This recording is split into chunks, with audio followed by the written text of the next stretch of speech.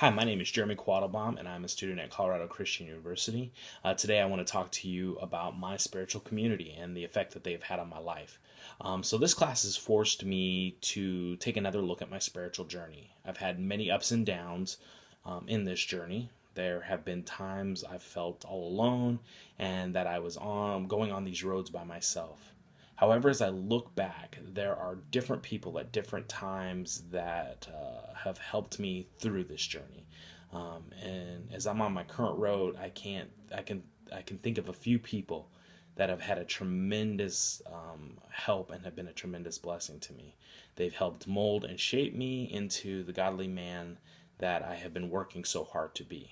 In this presentation, I'm going to introduce you to a few of these people and explain how they've come alongside me as I've gone through this path that God has led me on. I think of my mentor, Joel Thomas.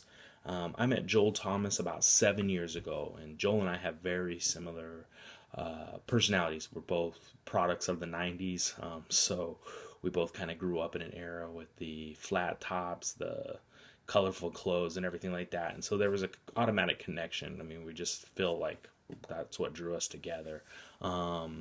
So Joel came into my life at a very crucial point. Joel came into my life when I was kind of that border of getting out of the secular world and going into full-time ministry. And as I spoke with Joel and shared my fears and excitements with him, Joel asked if he could be my mentor. And as I think of Joel as a mentor, I think of the passage, "So being affectionately desirous of you, we were ready to share with you not only the gospel of God, but also our own selves, because you had become very dear to us." I mean, Joel opened his life for me and to me. He allowed me into it. I've got to see how he interacts with his wife, seeing how he interacts with his children.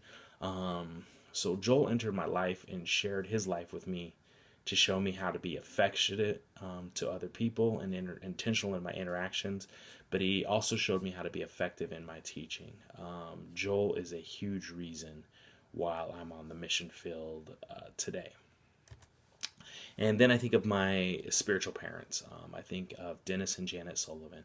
This is a couple that, as I was growing up, I was always seeking out a positive parental role models. My dad was absent, and my mom just didn't know how to nurture, especially like this last few years, my spiritual growth.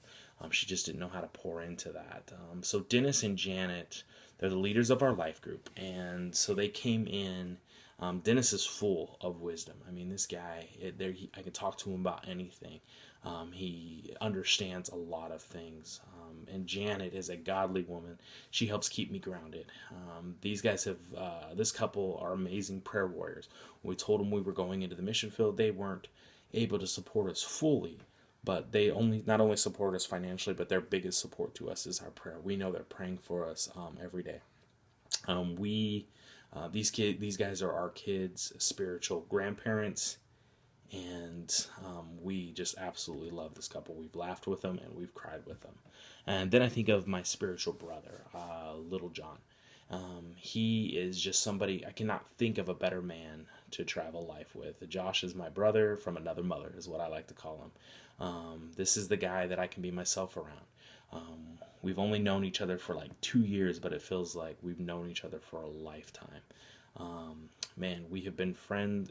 It just honestly feels like we've been friends since childhood.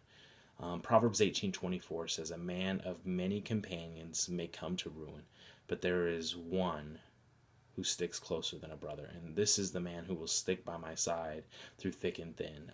Josh and I can be in deep spiritual conversation one moment, and then the next moment we are laughing uncontrollably. We're entering full-time ministry together at the same time, and we can encourage one another. We can share each other's burdens, and we are allowed to just be ourselves. I mean, we vent to each other like no other. So Josh Littlejohn is a crucial part of my spiritual walk.